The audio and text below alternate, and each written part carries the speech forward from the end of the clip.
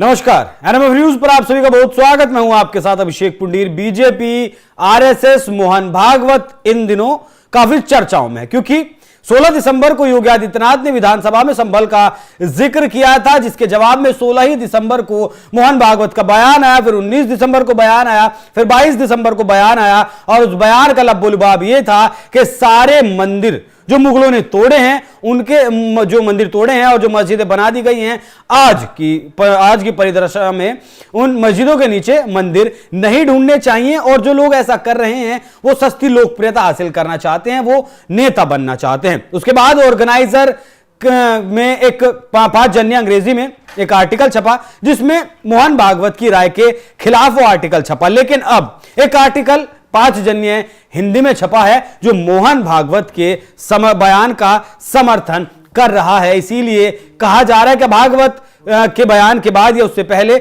RSS 2 धड़ों में बटा है और आरएसएस भागवत के साथ भी है, भागवत के खिलाफ भी है। क्या कुछ पर्दे के पीछे की कहानी है, बताने के लिए मेरे साथ मौजूद है हमारे वरिष्ठ सहयोगी पंकज प्रसून। बहुत बहुत स्वागत सर आपका। क्या कुछ खिचड़ी क्या पक रही है संघ के भीतर, समझ नहीं आ रहा सर कुछ? नहीं, खिचड़ी कुछ नहीं पक रही है। पहले मैं थोड़ा सा स्पष्ट कर दूं, ऑर्गेनाइजर इंग्लिश वीकली है, हाँ, जिसे संघ का मुखपत्र माना जाता है, लेकिन संघ उसे ओन नहीं करता। और पंचजन भी उसी तरह है, लेकिन पंचजन हिंदी में है, उसे पंचजन्य है और अंग्रेजी में है वो ऑर्गेनाइजर।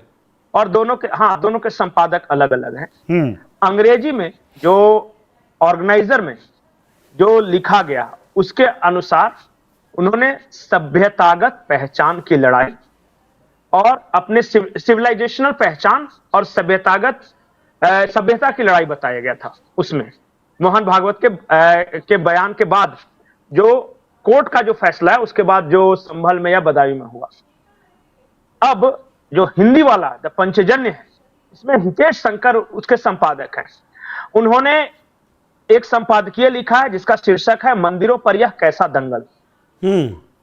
और उस शीर्षक में लिखा है कि भागवत का जो बयान है वो गहरी दृष्टि और सामाजिक विवेक का आह्वान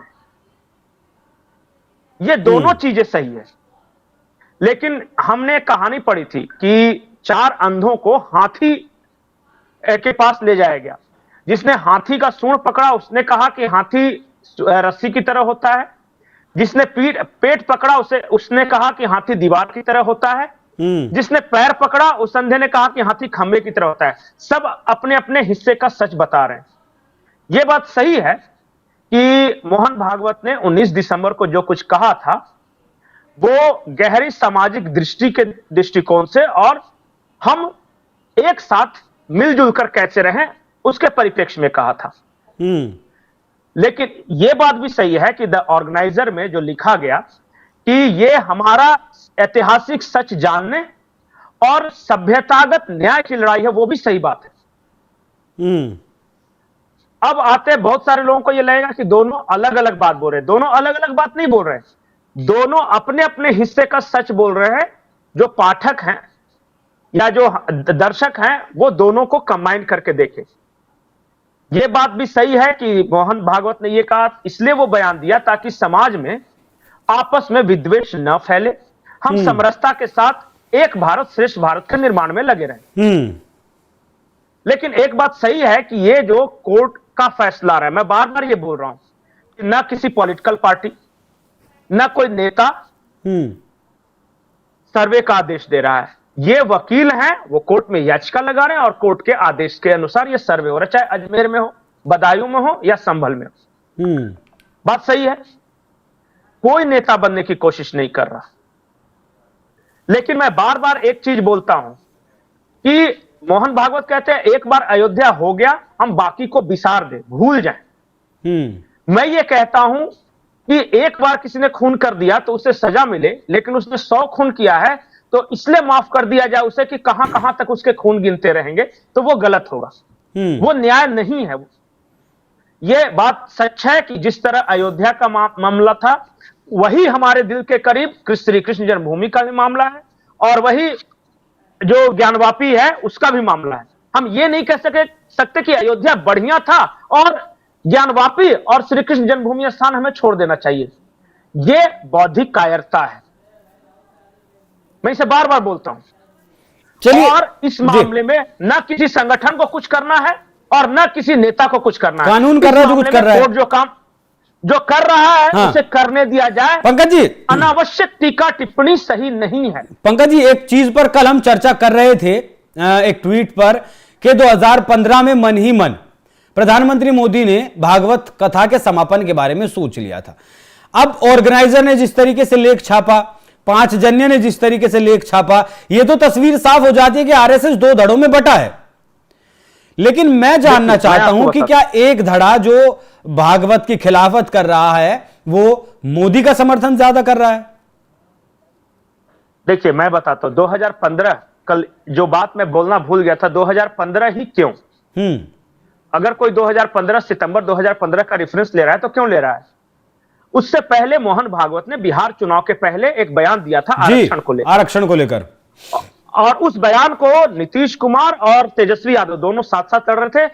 ऐसा मुद्दा बनाया कि अगर बीजेपी आई तो आरक्षण समाप्त कर देगी, और उस आरक्षण के मतलब मोहन भागवत के बयान के इर्द गिर्द ऐसा नैरेटिव सेट किया गया कि भारतीय जनता पार्टी बिहार हार गई।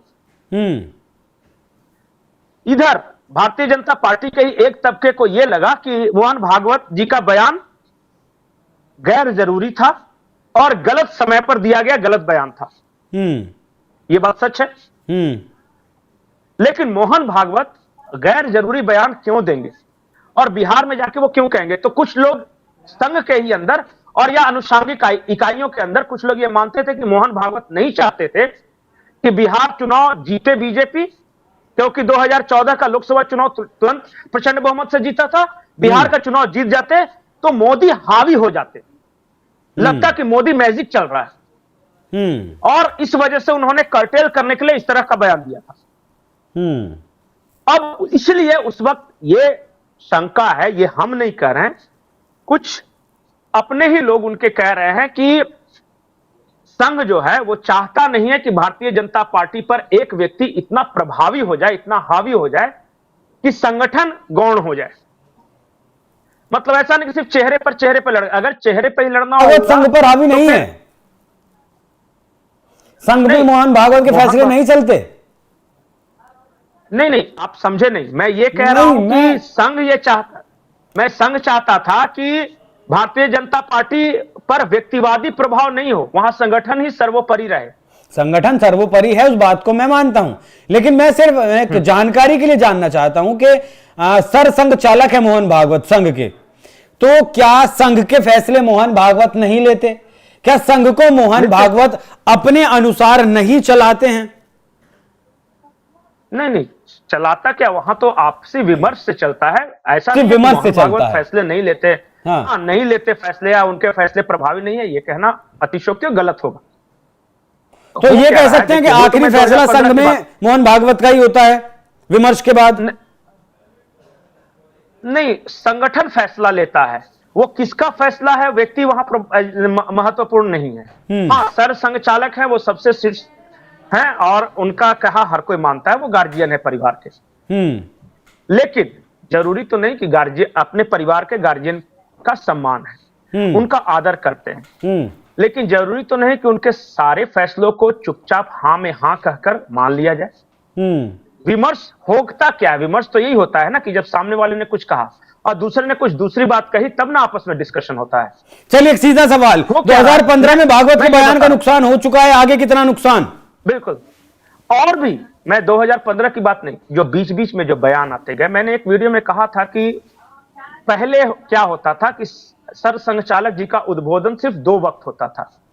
एक दशहरे के रोज जिस दिन संघ की स्थापना हुई थी, और दूसरा उद्बोधन तब होता था जब तृतीय वर्ष कंप्लीट करके जब पूर्ण होता था और वो अपना उद्बोधन देते थे, तृतीय वर्ष कंप्लीट किए हुए जो पूर्ण करने किए हुए स्वयंसेवकों को। अब क्या होता है कि सोशल मीडिया के जमाने में या मीडिया के जमाने में हर दूसरे दिन मोहन भागवत का कहीं ना कहीं बयान आता है, या किसी भी सरसंघ चालक है या संघ के पदाधिकारियों का।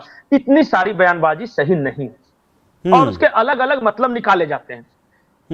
मोहन भागवत ने कौन से परिस्थिति में कहां पर क्या कहा, उसको हर चीज को एक ही चीज मतलब कि राजनीतिक दृष्टिकोण से जोड़ना सही नहीं। हो सकता है कि मोहन भागवत किसी स्कूली शिक्षा के विषय में गए हों और उन्होंने कह दिया हो कि भारतीय भाषाओं में पढ़ाई अच्छी बात है। अब दूसरी जगह उन्हें इस तरह से पेश किया जाए कि ये तो अंग्रेजी के खिलाफ है, तो ये मतलब बोलते हैं ना, अनर्थ हो जाता है। लेकिन अभी जो राजनीति हो रही है वो समझिए, जो मैं खास करके फिर से वापस आता हूं सब्जेक्ट पे, जो पंचजन्य ने कहा है जी और ऑर्गेनाइजर ने कहा है, जो अंतर दिखाई दे रहा है। कंक्लूड करिएगा इसके साथ पंचजन्य ही। कहा, नहीं मैं ये कह रहा हूं कि ये बहुत तीखे शब्दों में पंचजन्य में ये किया है कि आज मंदिरों से जुड़े मुद्दों को राजनीतिक हथियार के रूप में इस्तेमाल किया जा रहा है, जो कि चिंताजनक है। सरसंघचालक ने इनके राजनीतिक इस्तेमाल पर गहरी चिंता व्यक्त की है। यह दृष्टिकोण दिखाता है कि हिंदू समाज को अपनी सांस्कृतिक धरोहरों को संरक्षित करते हुए राजनीतिक झगड़ों से दूर रहना है, व्यक्तिगत महिमा मंडन से दूर रहना और विवादों से बचकर रहना। हम अपनी संस्कृति माने लेकिन उसे राजनीति का विषय न बनाए, ये पंचजन्य का कहना है। उनका पंचजन्य का कहना है कि मोहन भागवत जी का बयान समाज में सामंजस्य और सौहार्द की भावना को बढ़ावा देने के उद्देश्य से किया गया था। लेकिन ऑर्गेनाइजर ने जो कहा है कि राष्ट्रीय पहचान और सभ्यतागत न्याय की लड़ाई वो जारी रहेगी। मैं बार बार एक बात बोलता हूं, कंफ्यूज बिल्कुल ना करें। मोहन भागवत घर के गार्जियन हैं, वो चाहते हैं कि हमारे चारों बच्चे आपस में मिलजुल कर रहें, लेकिन बच्चे अपने हक की लड़ाई लड़ेंगे। नहीं समझे? आसान भाषा समझ गए। राष्ट्रीय स्वयंसेवक संघ को राष्ट्र निर्माण करना है, उन्हें मां भारती को परम वैभव के शिखर पर ले जाना है। इसलिए घर का गार्जियन चाहता है कि आपस में सद्भाव बना रहे, सामंजस्य बना रहे। लेकिन जो बच्चे हैं वो चाहते हैं कि हमारे साथ अन्याय ना हो। हम अगर मान लिया हमारे लिए, देखिए वो घर के बुजुर्ग हैं, वो जो समझा रहे हैं वो हम समझ रहे हैं कि आपस में सद्भाव रहना चाहिए, लेकिन हम अयोध्या हासिल कर चुके, लेकिन काशी मथुरा छोड़ेंगे नहीं, स्पष्ट शब्दों में। और ये बात जो लोग कह रहे हैं कि सिर्फ 3 हमें दे दे तो बाकी छोड़ देंगे, नहीं। अगर हमारे पास पुख्ता सबूत हैं, अगर कोर्ट का आदेश है, तो हमारे साथ, हमारे पूर्वजों के साथ जो अन्याय हुआ है, लड़कर उस न्याय को पाना भी हमारा अधिकार है और हमारा कर्तव्य भी है। आपने मेरी एक बात का जवाब नहीं दिया पंकज जी, आखिरी कंक्लूड करते हुए दीजिएगा। क्या जो धड़ा ये खिलाफ है वो मोदी के साथ है? नहीं, मोदी के साथ या खिलाफ की बात ही नहीं है। यहां बात हो रही है सिद्धांत की, लड़ाई की। हम आगे की लड़ाई छोड़ दें, हथियार डाल दें, ये इस वजह से कि सामाजिक सामंजस्य बना रहे, समरसता बन रहे, इस वजह से, या हमारे साथ जो अन्याय हुआ है उस अन्याय के खिलाफ लड़े और न्याय पाने की कोशिश करें। सिर्फ ये लड़ाई है। ठीक है। और मोदी आज रहे कल नहीं रहे, 2029 में कोई नया चेहरा पेश करे वो नहीं पड़े, ये समाज के चिंता का विषय नहीं है। संत समाज के चिंता का विषय ये है कि हमें आगे की राह क्या अख्तियार करनी है। ठीक है, बहुत धन्यवाद। कट्टर नहीं है, हम कट्टर नहीं, हम कभी भी, अच्छा बताइए, किसी हिंदू ने जाके मक्का पे जाके कहा दावा ठोका है, या यरूशलेम पे जाकर दावा ठोका है, या वेटिकन पे ठोका है? भारत में भी जो जिन मस्जिदों पे विवाद नहीं है, 13 लाख मस्जिदें हैं देश में, इन 13 लाख मस्जिदों में हमने कितनों पे कहा है? लेकिन जहां पे हमारे साथ, हमारे आराध्य देव के साथ अन्याय हुआ है, उसे तोड़कर बनाया गया है, तो हम जाके देखेंगे तो सही। हम तो सर्वे करवा रहे हैं ना, कोर्ट के आदेश से करवा रहे हैं। कट्टर का मतलब क्या होता है पंकज जी? भारत की जी, कट्टर का मतलब क्या होता है? कट्टर का जो अभी आपने जिक्र किया। नहीं, कट्टर का मतलब, जो कह रहा हूं कि जो दूसरे के आस्था में दखल दे। हम तो मुसलमानों करें, आप अपनी आस्था मानो, हम अपनी चीज जो हमारा था उसे हम वापस मांग रहे हैं। नहीं, अगर अपने लिए कट्टर होना अगर आदमी है तो उसमें गलत क्या है? कट्टर नहीं है, अपने लिए जो हमारा था हम मांग रहे हैं, तो हम कट्टर नहीं है। हम अगर किसी दूसरे पर, मान लिया कि 2 भाई हैं, हमें जो संपत्ति मिली है, अगर हम अपने संपत्ति में संतुष्ट हैं, कह रहे हैं कि वो हमारी संपत्ति है, तब हम खराब नहीं है। लेकिन दूसरे के अगर हम संपत्ति पे नजर गड़ाए हुए हैं, कब्जा कर रहे हैं वक्फ बोर्ड बना के, तब हम कट्टर हैं। हम कोई वक्फ बोर्ड बना के किसी या फिर चलिए। सनातन बोर्ड बनाए किसी मुसलमान की प्रॉपर्टी पे कब्जा नहीं कर रहे हैं। हम कह रहे हैं कि भाई हमारा था, हमें दे दो वापस। ठीक है, बहुत धन्यवाद पंकज जी। और वो तो होगा। आरएसएस में क्या वो होगा जी, कह आरएसएस रहे हैं और वो मांगा जाएगा। बिल्कुल मांगा जाएगा। इतिहास जो था उसे दबाना छुपाने का काम बहुत हो चुका, अब आगे वो नहीं होना चाहिए। कम से कम इतिहास, मस्जिदें तोड़कर मंदिर ना बनाए जाए, लेकिन पता तो चले कि इतिहास क्या है। और उस बात से अगर किसी को दिक्कत है तो मुझे नहीं लगता कि आम जनता को भी उससे जी, ये न्यायपालिका का आदेश है, कोर्ट का आदेश है, और भारत के हर नागरिक का कर्तव्य है कि अपनी न्यायपालिका के प्रति सम्मान रखे और कोर्ट के आदेश का पालन करे। बिल्कुल बिल्कुल, बहुत धन्यवाद। तो जिस तरीके से मोहन भागवत के बयान आ रहे हैं और उनको लेकर ऑर्गेनाइजर और 5 जन नहीं आपस में भिड़े हैं, उस पर क्या है आपकी राय, कमेंट कर में जरूर बताएं। धन्यवाद।